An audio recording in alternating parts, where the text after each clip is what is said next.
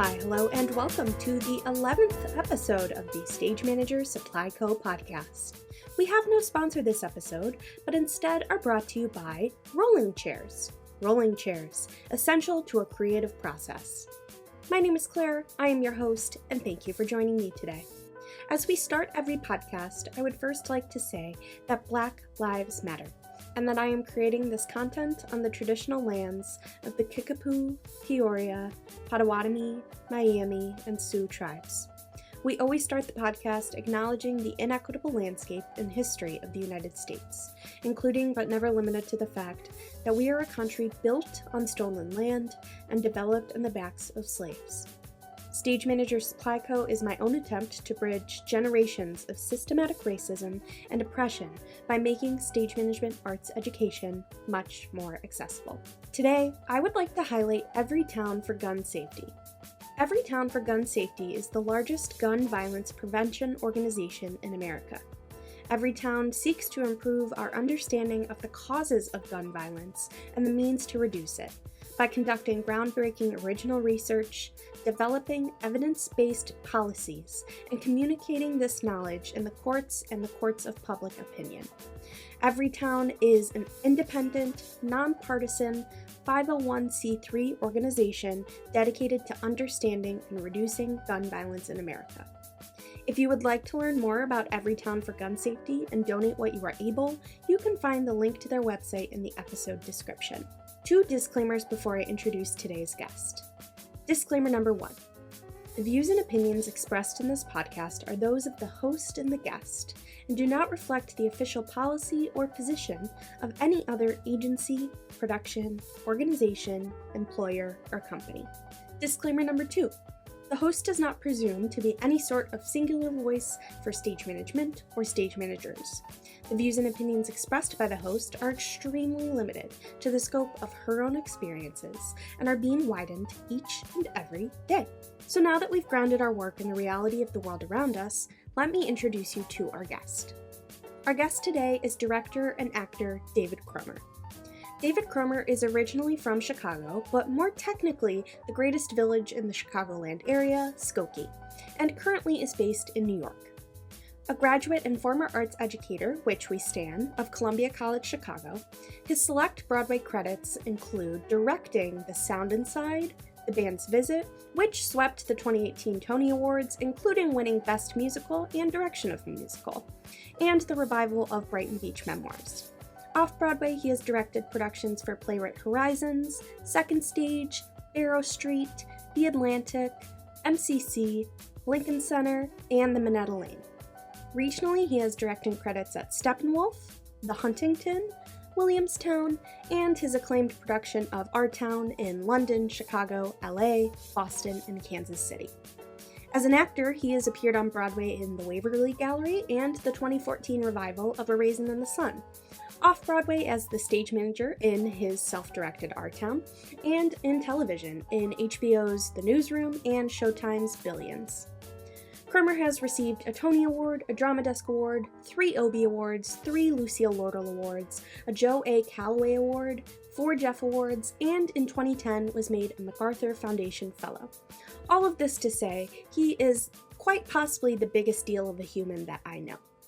Personally, I met Cromer on the Band's Visit tour and then The Sound Inside, where we bonded over our mutual love of Wisconsin's finest export, Kringle. Cromer, thank you so much for joining me today. Great to be here. I'm so excited to talk to you. I want to get started and just... At the beginning, you know, I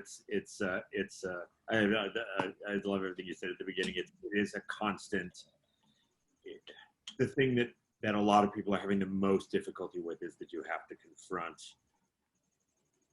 we have to confront these original sins all the time. Do you know what I mean? And that's just, and everyone's doing everything they can to not. You know what I mean? And that's some of the ugliest, I'm off on a tire, some of the ugliest resistance, is these terribly scared, or people hate to be wrong.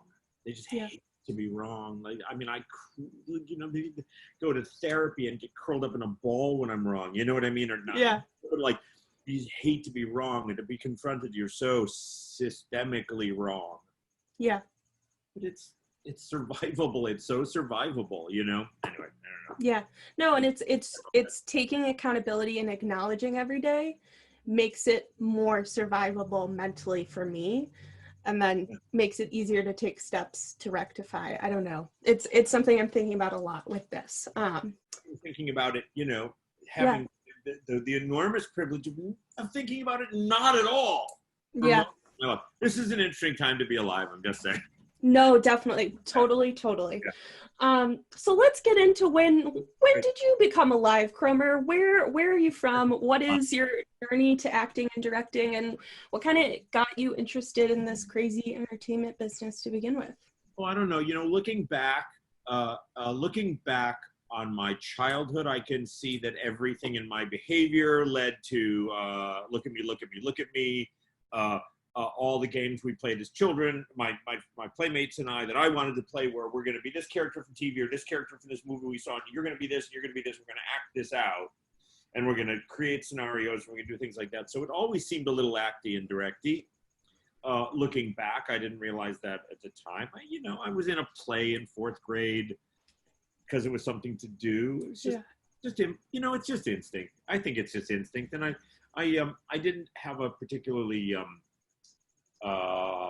productive theater childhood necessarily compared to a lot of people, but maybe more than others. I took a class at the Meyer Kaplan JCC in Skokie called play production every day after, or 2 days a week after school. Maybe it was only once a week after school, and I loved that, and I did that for about 3 years, and I loved that. And then I ended up, and then not in high school. I dropped out of high school and was kind of running around. But I ended up, spending a lot of time at the Rocky Horror. Rocky Horror at the Biograph. When I was at the Biograph. Whoa. And that was like, for all of the drugs and sex of it, and the movie of it and the music, it really was just sort of like a weird kind of theater thing where like we made costumes. And I was like, I took this costume very seriously. Oh, yeah, I believe it. and the choreography very seriously. And so that was sort of fun. So that was sort of seemed like almost a little performy. And then I went to college. Now I went to, because I had no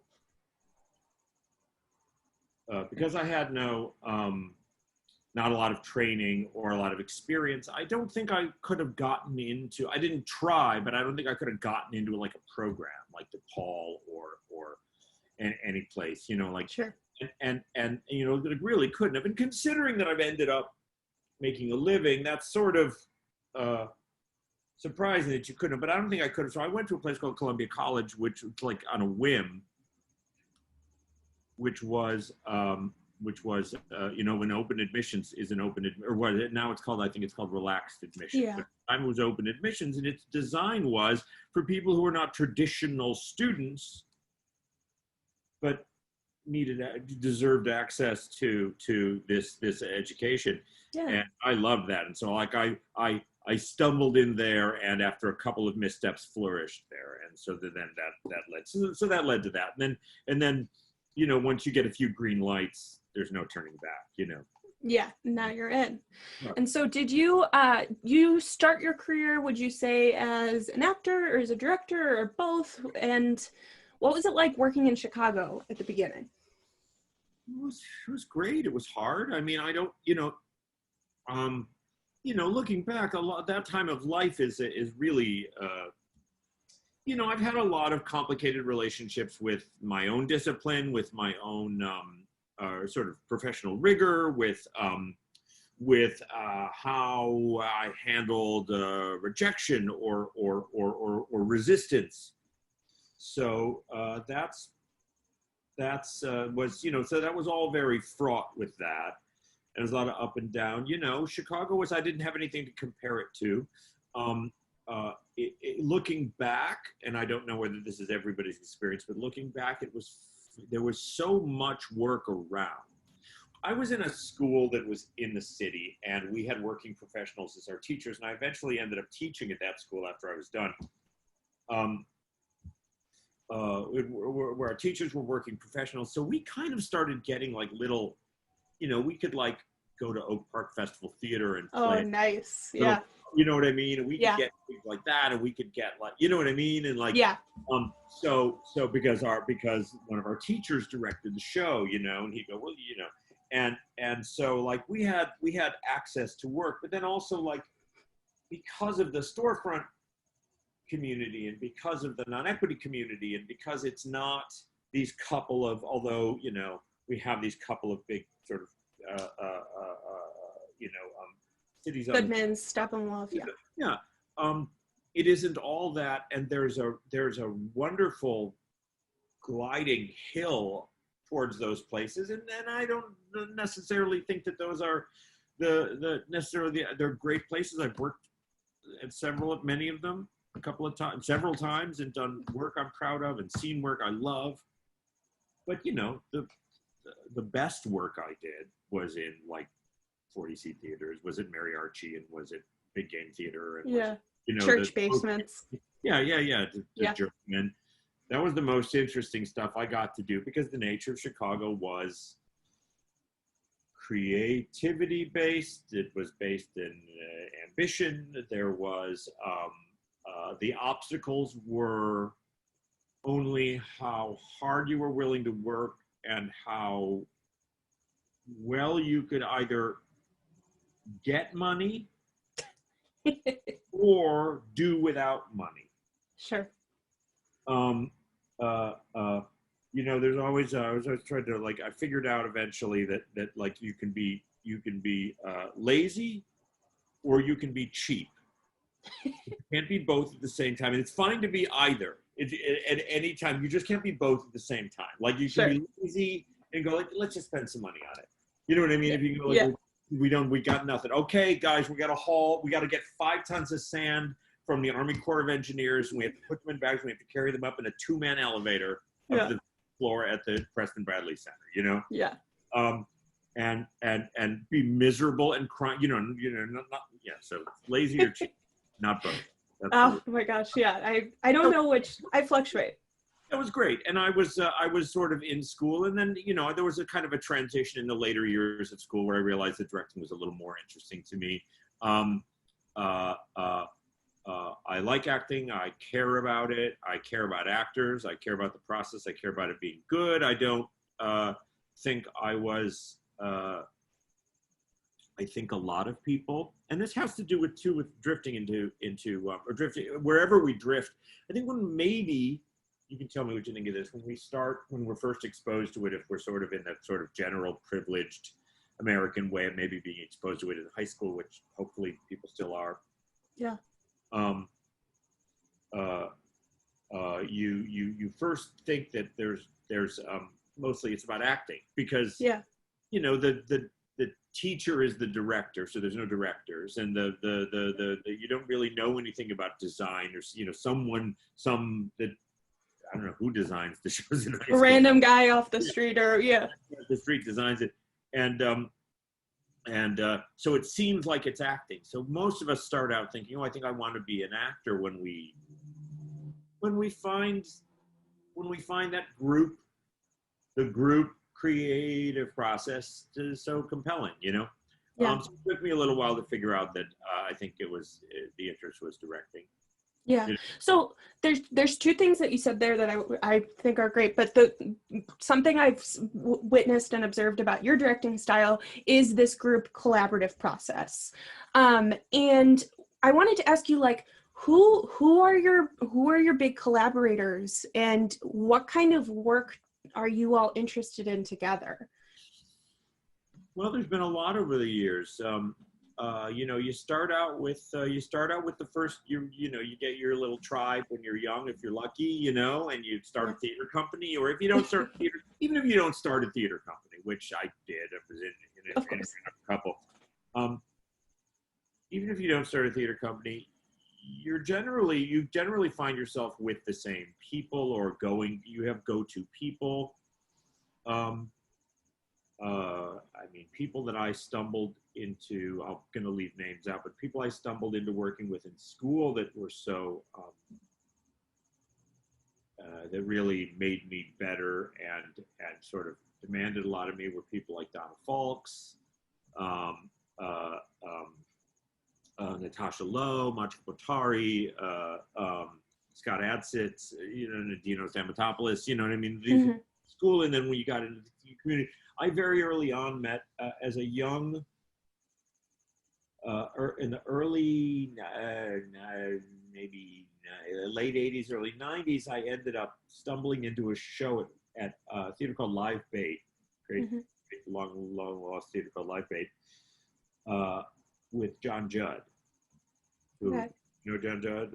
I do not. Venerable Chicago actor.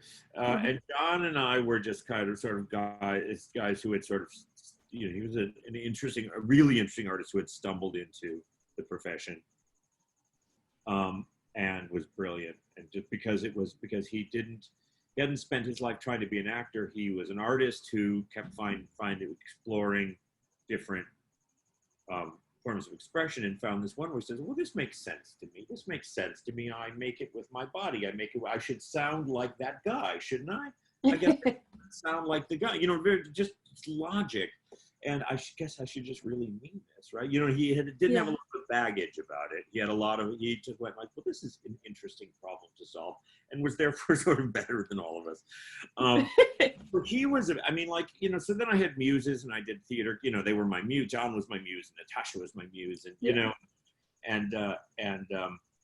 and so they were great actors, and then I knew enough about acting to speak effectively to them about what was next and what to do in a scene and what we wanted. And then also collaboration wise, it takes a while, because in school, as good as people were, I think I thought I had to do everything. Sure. And that doesn't leave room for anyone's, it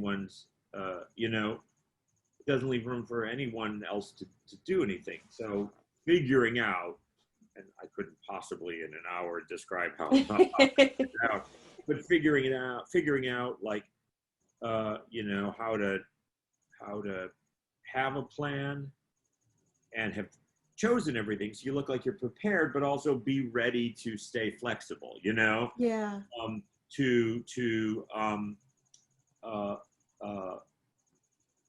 guess it's like carrying something, you know what I mean? If one person starts to falter, then you pull the weight over to yourself, Mm-hmm. and then if you start to falter, hopefully they pull the weight over to themselves. So just trying to find, in the group thing you were saying about rehearsal, it's nice to hear. I hope that's true. It's just easier. Yeah. To have everyone else figure it out.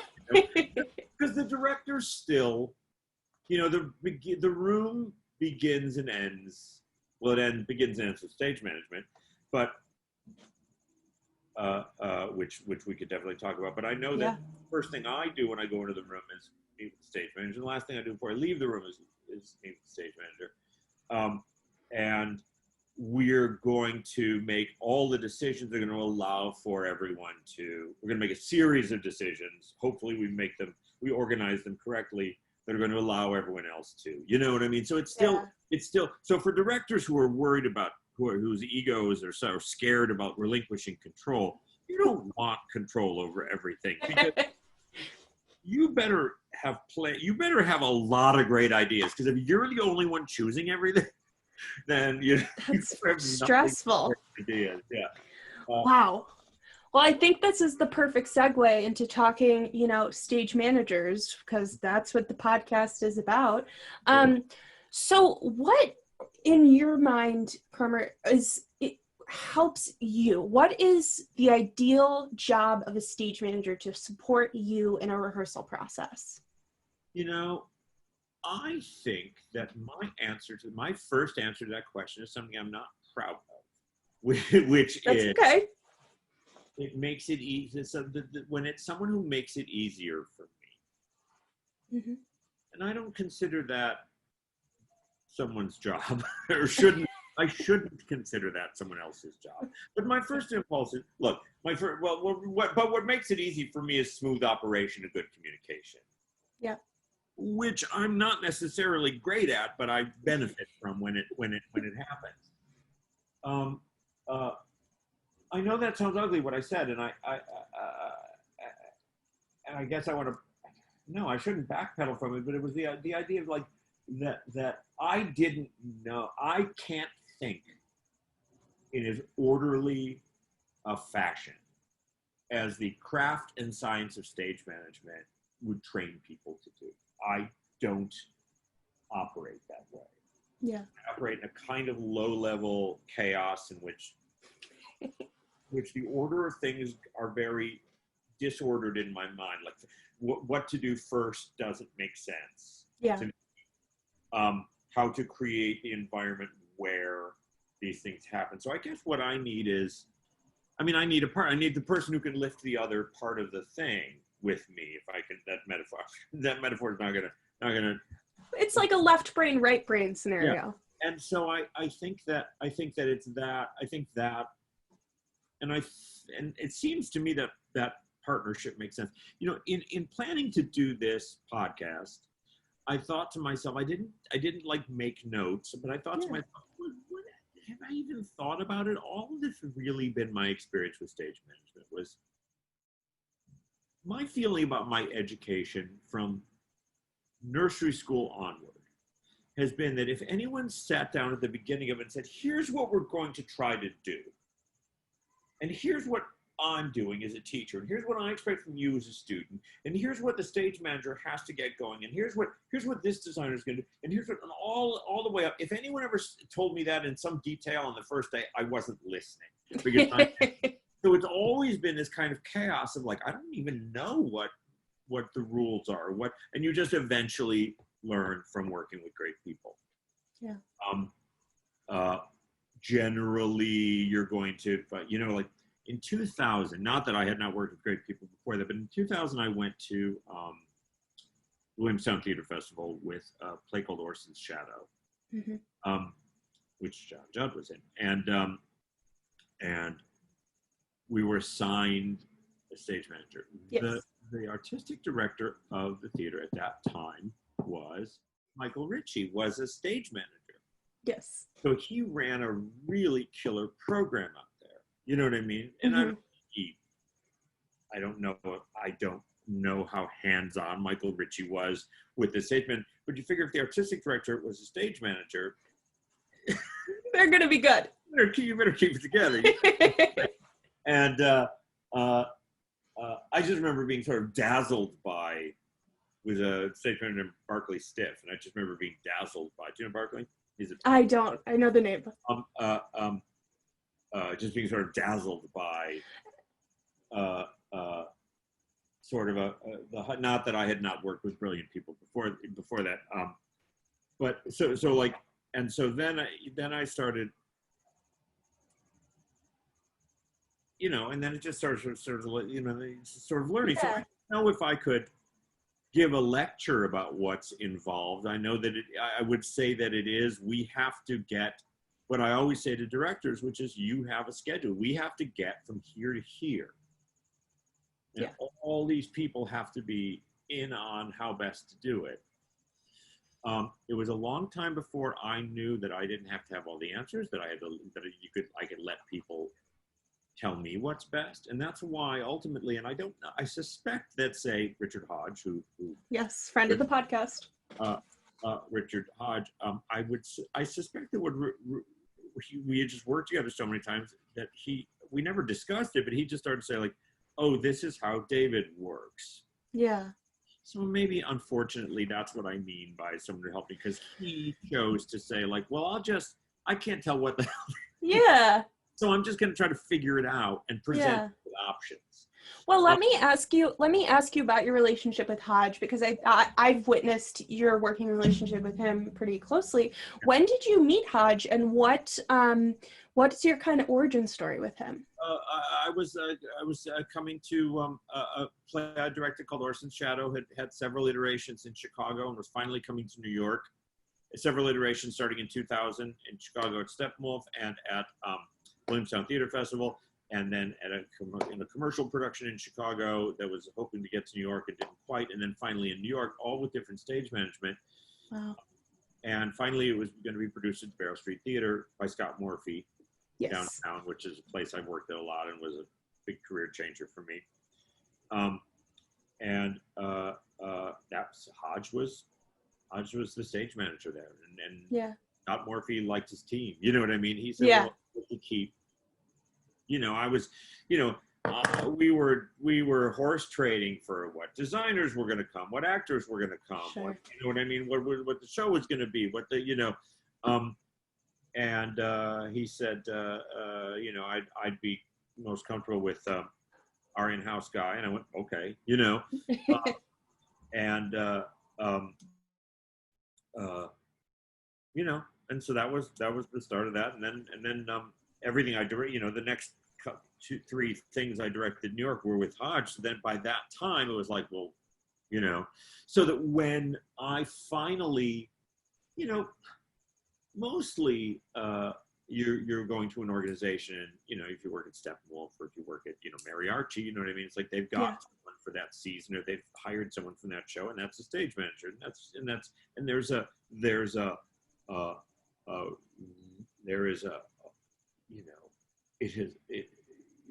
the number of times it's been a not productive relationship you could count on part of one hand. You know what I mean? Yeah. I've been very lucky, and but then suddenly, and a couple of years after the first bunch of times with Hodge, I got to the opportunity came up where people would say, is there someone you'd like to hire? Oh, wow. Like, I think the first one might have been a show at Lincoln Center, and I just said, cool. I'd like to keep Hodge, because then I'd have, the person who knows. I was saying to you before we started, I'm sure that the real work of this is hidden from me. It became, I almost never, he makes the schedule. Yeah. Hodge makes the schedule. Like, I still, in other shows, someone says, well, what do you want to get done tomorrow? I'm like, well, I don't know, ask Hodge. And he isn't there, Yeah. Because he just he found a way to make it loose. Yeah. But ordered, to have a sense that I'm going to get either way farther than I'm planning on, or not nearly as far as I want. I have a kind of personal, I'm sure everyone does. Directing and stage management are solitary things. An actor has a room filled with people a young actor has a room filled with people whose examples they can follow or not follow. Yeah. Versus, I'm sure I was directed by people when I was an actor, paying attention to the director. You're wondering what face I'm going to make. Yeah. What was that? And directing is solitary, and stage management. Solitary and stage management, solitary. So there's not a lot to compare it to, but like, I feel like it just became that Hodge started to say, like, well, this is what we can, it'll all come out in the wash, Yeah. Yeah. When he has a concern, he comes to me. But what I was saying before is I realized, like, I think that, like, days go by where we don't even talk. You know what I mean? Like, there's sort of an acknowledgement at the top of the, he just breaks okay, and it's not like there's a problem. It's just it's a really effective partnership. And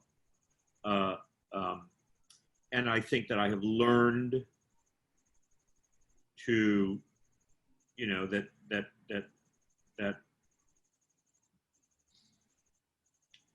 It sounds like there's a great amount of trust there. Yeah, absolutely. Yeah.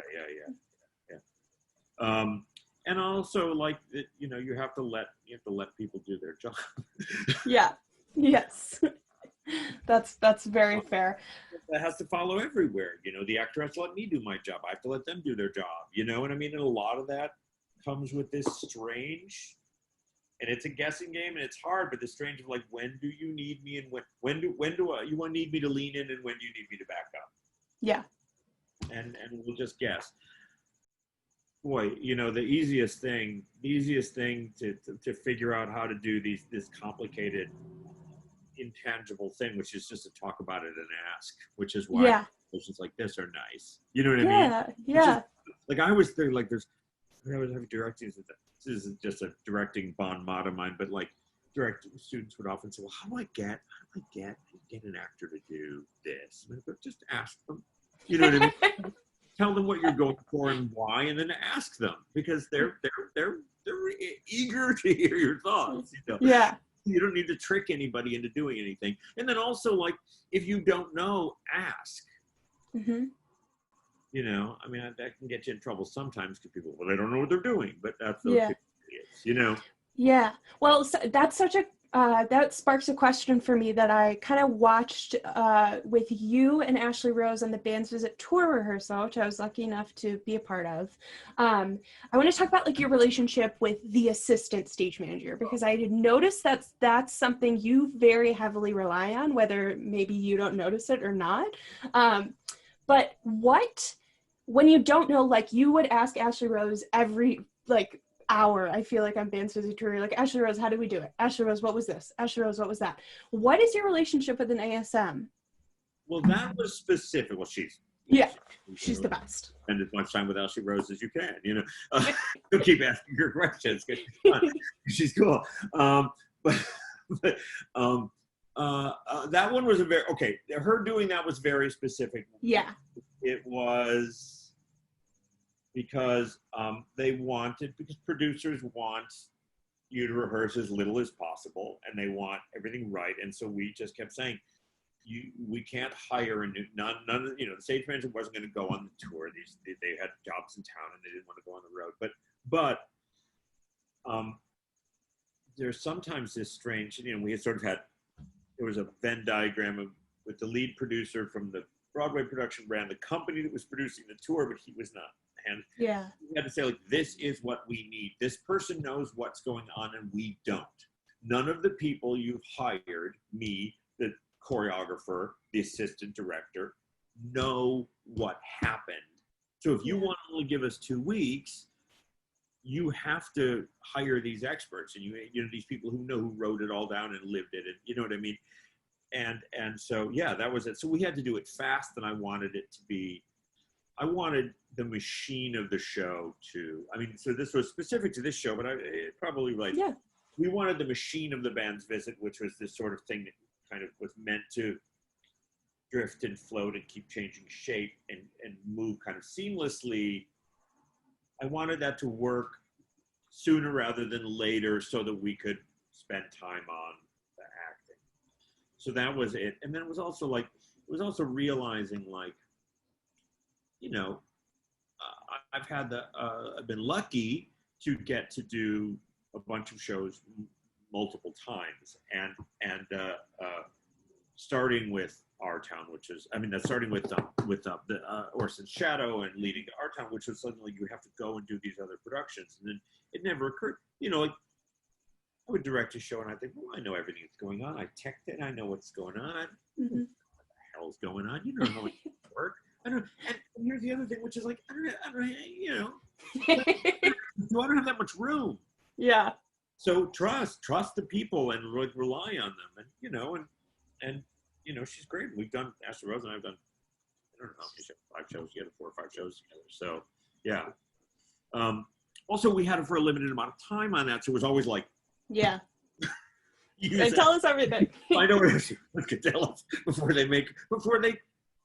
I'm not complaining about the producers. Producers are great, but they've got to economize. We're hiring an extra stage manager. Yeah. You're like, you just for a while because we have to get all this information. Yeah. I don't know. I mean, that's the Outside of that, though, how do you enjoy, like, what is your relationship with the assistant or like the next stage manager in a process?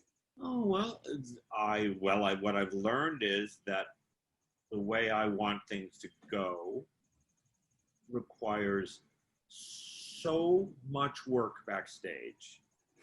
You know what I mean? This thing I want, which is this sort of seamless. I mean, everybody wants. I don't know if it's different from other I don't know if it's different from other directors, but I know that. I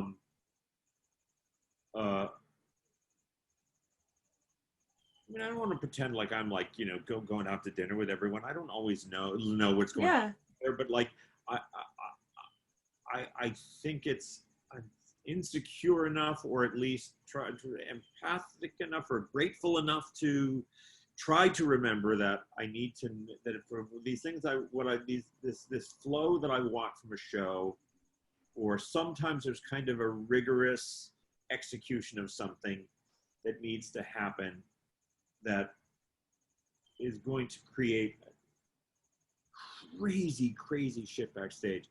There's a thing in the band's visit. We have these sort of turntables going slowly, and like this scene with all of these people who are sitting and eating dinner, it drifts off stage and disappears behind a wall. But because of all the theaters we've worked in, there's this very small opening. Basically, when this thing disappears, it just disappears into ether. But what has to happen and while another set comes on, but what has to happen backstage is that all the cast and all stage have to lift all the objects and walk backwards on the turntable, hiding behind a thing. You know what I mean? And Ashley was the person who figured that out. So that's why. So that like there's people that are hopefully it's just gratitude or respect. I'm certainly, I don't want to paint a picture of myself that is. It's fair. This is a fair picture. Yeah. Okay. Well, great. Cool. Good. I'll try to be as good as I can be. You know what I mean? So hopefully it's just respect for the process. Yeah. I mean, that's that. So, and I don't need to, I don't know. I mean, I have terrible ego issues. Directors, it's you're in charge of kind of a large-ish thing, but I'm not like leading a battle or building a building or captaining a battleship, so it's not that hard, I just want to make sure that you know what it is. I'll say this: I like doing this, and I got into this. I don't go out as much with everybody as I used to, just because I'm getting older. But I got into this to hang out. Sure, great. I got into this for the hang. Cool. So that's Yeah, but it's people. At the end of the day, what we're doing is a rapid surgery, or it's people. Was it actually a question about the musical?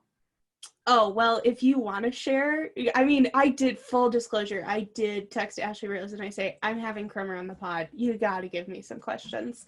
So I think in honor of this wonderful woman, I must ask you, if you were to direct a musical, a classic musical, one may say, in whatever style or conceptual idea that you choose, what would it be and why? Annie. Tell me more. Well, I am very moved. Annie was the first new Broadway musical I was aware of, because it was a big cultural phenomenon as a kid. In the 70s, this came out, and I think there hadn't been, I don't know why, because it was, I don't know, it was just, now that when you get into business, now, it's just good, you have a good press team. Yeah. But it was sort of on TV all the time, and the little girl who played Annie did Magnavox commercials, you know what I mean? And they were on every television show, and so it was a big thing. And I just knew, I was aware that it was an old comic strip, and that someone had made a musical out of a comic strip, and that was somehow engaging to me. I didn't know it or listen to it, and I didn't even listen to musicals that much as a kid. But it was always in my mind, and I was exposed to it little by little as I got older. And what I loved was, well, I love that it took place in the 30s. I love that it had all these political jokes. I love that it was during the Depression. I was fascinated by the Depression. I did a lot of ended up doing a lot of plays that took place in the Depression, because it was not unlike the era we are entering, in which people were really, really rattled. Yeah. And strained. Mm-hmm. And put upon, and had to find some way to bear up under, we did not have it all together the way everything was when I was younger, which was we were the richest, most powerful nation in the world. And we thought we could do whatever we wanted, and everyone wanted our movies, and everyone wanted our music, and everyone wanted our, you know what I mean? And I was a male, so everything was fine. And, you know, it was. Yeah. We all have our own bag of rocks, as they say, but you know, relatively. I just got into the idea that I love things. So I love that era, and I love the I don't remember when I decided I wanted to do it. I think it started out as a joke with Joe Faust and some people at Defiant Theater. I think it was a joke, like, I'm going to direct Annie with you guys, which was like the crazy theater, the action movie to play, and they did classics and stuff, but it was all about like weird special effects. It was going to be this, not. I think that we started joking that it was going to be this sort of like, you know, edgy, undercutting reimagining of Annie. You know what I mean? We would joke about that in bars in the 90s in Chicago at the Simon's Tavern, you know? Yeah. We slowly started to say, like, oh, I'm kind of moved by this. Has a toughness already. The story has a toughness already, which is that it's about this very terrible time and this very, very terrible circumstances that these girls are in. You know, that they are managing on a day-to-day basis with like either resilience, with toughness, with whatever. And I was like, well, that's kind of interesting. And then I started getting moved by it, and the music's so fantastic. Yeah. And the 30s is such a ripe time, and it's such a great adventure. And I love that. And a very big sort of aesthetic dynamic that has been of interest to me is sometimes in musicals, sometimes in plays, sometimes in TV, sometimes in things, you go like, if you want something to be happy, you have to ignore the unhappy part. Whereas I think happiness comes in light comes in relationship to darkness. So that there is poverty, abandonment, cruelty of the environment they live in. Not that they're supposed to be like abused by Miss Hannigan. I understand the rules of Annie. You know what I mean? Yeah. The rules are danger, but it's also not just so it's not. It can't be baseless optimism. Her resilience cannot be in the face of no trouble. You know what I mean? So this enormous optimism that wants to come from in response to the fact that she doesn't have any parents. You know what I mean? Yeah. She's being cared for by someone who is quite cruel and disinterested and ill and, you know, and angry. And you know, and you know, and it's fun. The best example of like and if you're talking about style and things like that, what I eventually realized is there's a Frank Capra film from the 30s called Lady for a Day. Okay. Which is which it was remade as A Pocket Full of Miracles, Lady for a Day. And it's about, you know, an apple. It's sort of the old trope about the woman on the street who sells an apple. Annie has a daughter who lives overseas, and she's lied to her all these years that she's a rich lady. She's supported her with begging on the street, and she's a rich lady, but she's coming to New York, and all the friends have to rally together to the illusion that she's. Anyway, it's a Frank Capra movie. It's from the 30s. It's sort of It Happened One Night, I think. And it's really, it's black and white in this way that is just inky, and it's in the dark. And there's all these great. He hired all these great, couple of disabled performers. You know, as a man with no legs and a cart. You know what I mean? And but these character actors and people, and it's like, and she's Apple Annie's drinks, and like at some point she passed out. So it has darkness, and then it has all of this beautiful light. You know what I mean? And so it's about like, we're in New York, we are starving, it is dangerous, it is dirty, but you've got some people have got your back. And so I wanted to do that, which is just what Annie is. I wanted to see if you could go all the way down so that when she burst through the concrete with all that light, it would just. So anyway, so that's why I want to do it. Oh, that's amazing. Okay, well, I'll send you my resume when you get a producer. Let me know. Um, when is Darkness and the Light a big stylistic inspiration for you? Well, yeah. Yeah, I find, I was talking about this in therapy the other day. You're in this As we constant do. state of, yes, one does, yes, therapy, podcast, directing, Of all course. it's a spectrum. Um, uh, uh, yeah, it's just in relationship to things. I mean, it's I suppose it's some called yin and yang, some called it's just there's the day and night. There's just this binary nature of it. Like we were joking earlier about cocktail hour, and and um, I was thinking about some people. As the night comes, I start to go, oh, well, that's not as fun as when it was light out. Yeah. You got to figure people at one time went, where's the sun going? You know what I mean? Long ago. What's happening? It's dark and it's gotten cold. What happened? What happened? What are we going to do? What are we going to do? And they was running around panicking. They came around the other side.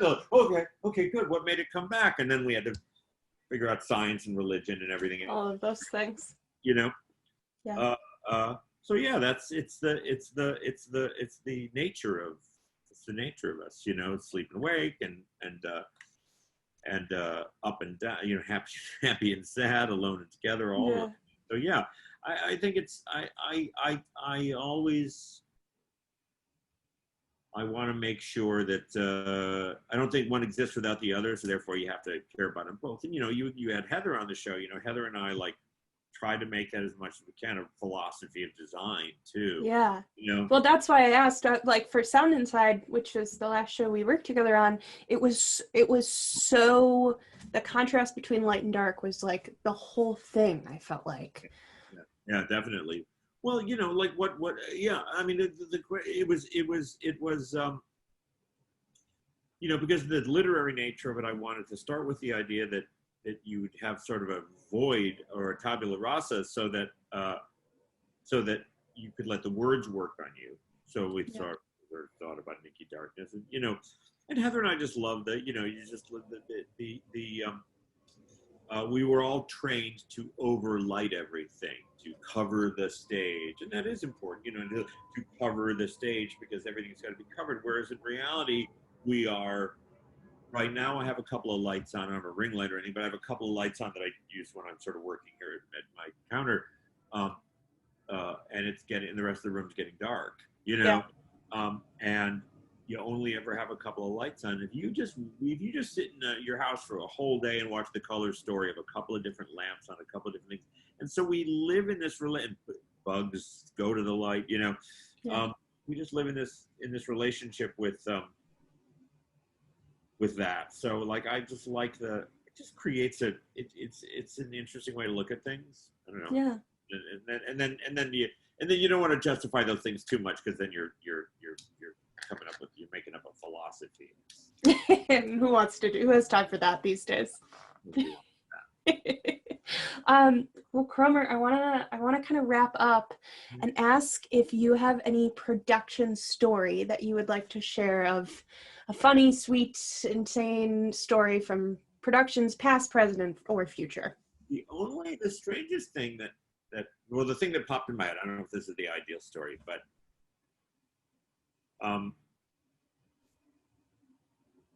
tech is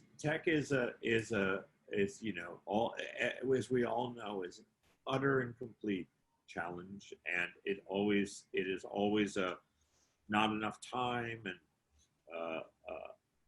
there are people who are only finally getting to rehearse. The designers are finally even getting to stumble through, try to claw their way towards what they want, and it's complicated. And Orson's Shadow, which was a play that we did, was a very complicated thing that had a lot to do with light. It's called Orson's Shadow, had a lot to do with light and dark, had a lot to do with theatrical light and dark, and things like that. And I had a new design team, and it was a play that needed to be very carefully crafted with the light coming from no lights. It was crank out the same choices over and over again. They're different cities. Sure, yes. but the that was a show. And at Williamstown, you have 12 hours and a dress rehearsal. Get it up. Right, and then you open the next day. And that my bowels were shriveled in how I was going to possibly manage this. And we started with a new lighting designer, different set on a different set. Yeah. Than we had in Chicago. And we started crafting at 10 in the morning. Stage managed by Barclays. We started crafting at 10 in the morning, and we were done by 3. How? Do not know. And we were done by 3. What? And it was a room full of people going. And then I went home and took a nap. I do not know. I still to this day. And then then for years for a couple of years after I believed I could get it done in 5 hours. But that was weird because I just went, huh? And then people would go like, Did you hear that they finished? Wow. Wow. I mean, congratulations. I mean, yeah. Has any tech been shorter ever since? No. Our tech has relatively few overt light cues and no sound cues. Always took longer than that. So yeah. Can I ask you one final question about Our Town, where you acted and directed, but you acted as the stage manager? I mean, that's pretty fitting. Right. That stage manager is a little different, but I'll take it. Did you really note cast members while you were acting as the stage manager? Tell me more. Well, I had a yellow pad like this. We were making, that was a show we were creating as we made it in Chicago, and we didn't know what all the ideas were, and I just had the thing, and we got into previews, and I figured I was going to dress rehearsals. And I figured I would just put the pad down. I realized, well, I still needed the pad, and then eventually I needed the pad as a security blanket because I had been acting like this. I had been acting with a pad in my hand, and I had been, making faces like this. And then when I was sad, I would write something down, and sad or scared, I would write something down, and so then it became something I wanted to keep doing, and then it led to the idea that we were never pretending. I was always. I was David Cromer. I was the director of the show, and in Chicago, when generally people knew me, that convention sort of worked. So it was fine. A lot of times, I eventually would make a fake notice, or I would just I thought it would be nice if I was doing it. I would just write like, "You're nice," you know what I mean, and like. But there's one sort of really embarrassing story about it, which is we've been running in New York for about a year, and people had been in and out. We'd done a lot of great cast changes, and it was really good. But I think the last actor to come to the show was Ann Dowd came in. Mm-hmm. Ann Dowd's on the red bonnet, white bonnets, red. Handmaid's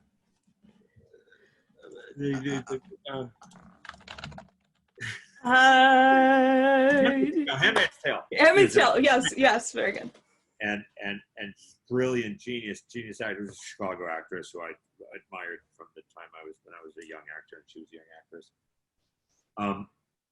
And Dowd was in it, and we rehearsed with her and everything like that.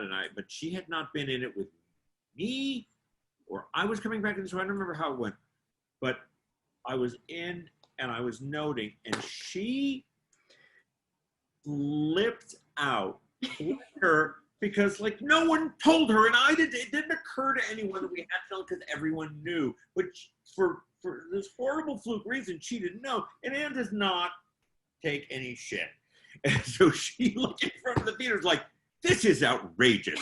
I just had to, hopefully I apologized, but it was really terrible, because I was like, at that point the show's been running a while. I'm the stage manager. I'm hey, you know what I mean? No, and Dowd's gonna yell at you. It's gonna take you down 4 pegs and you're back. Yeah, and that must have driven actors crazy. But I also it was just we tried to talk about it. We tried to say, I know that this is difficult to be noted by me. I know it's difficult that I'm staring at you. You just sort of have to get used to it because that's the weird rules of this production. And everyone was pretty.